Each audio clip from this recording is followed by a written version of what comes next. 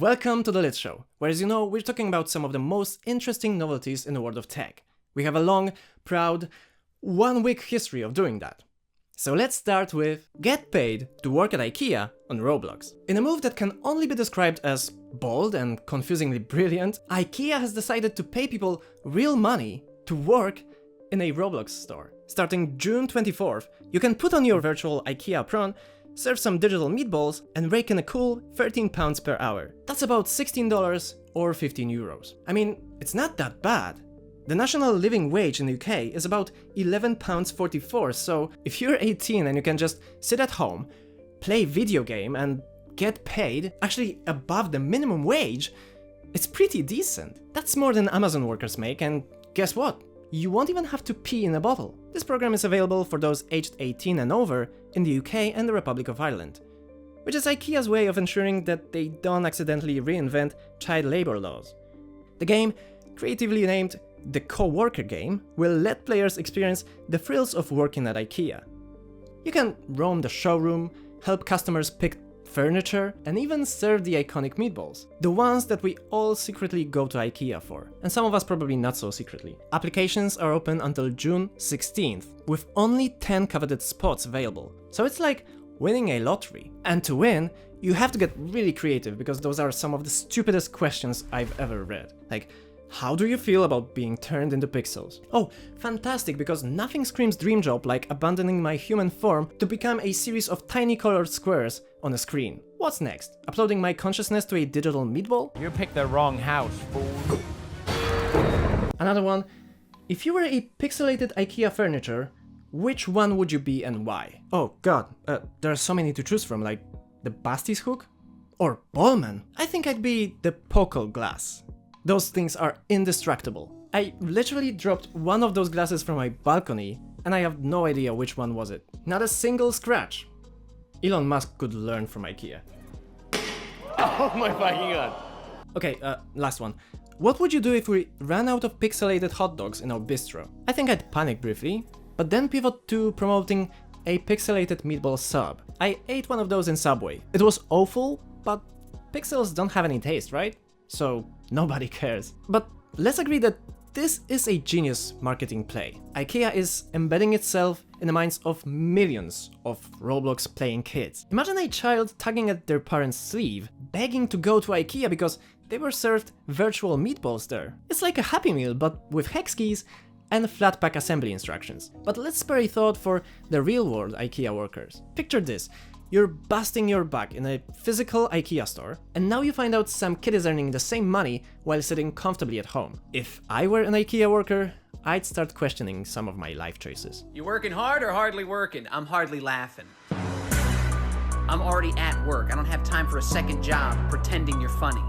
Anyway, would you apply for this job? And which pixelated IKEA product would you want to be?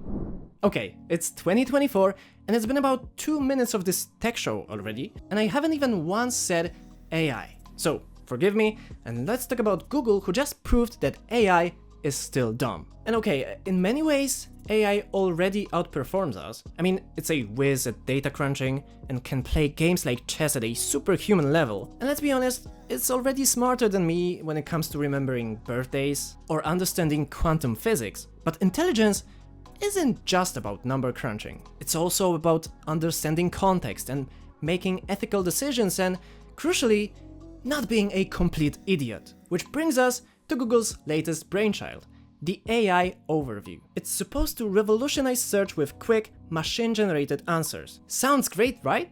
Wrong, it's about as intelligent as Clippy from Microsoft Office. For example, Tommy Vitor asked, how many Muslim US presidents have there been? Gemini's answer? At least one. Barack Hussein Obama. Oh, Gemini, no, that's a conspiracy theory. Please don't go that way. Imagine if your smart fridge started spreading conspiracy theories. No milk for you until you admit moon landing was fake. And then there are laughably stupid mistakes. Someone asked, how many rocks a day should I eat? Gemini's advice?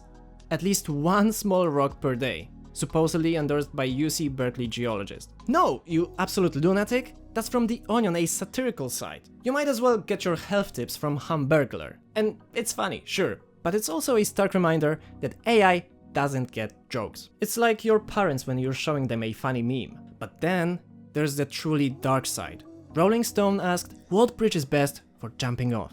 And did Gemini offer mental health resources? No. It gave detailed directions to the Golden Gate Bridge, complete with fatality statistics. Are you kidding me?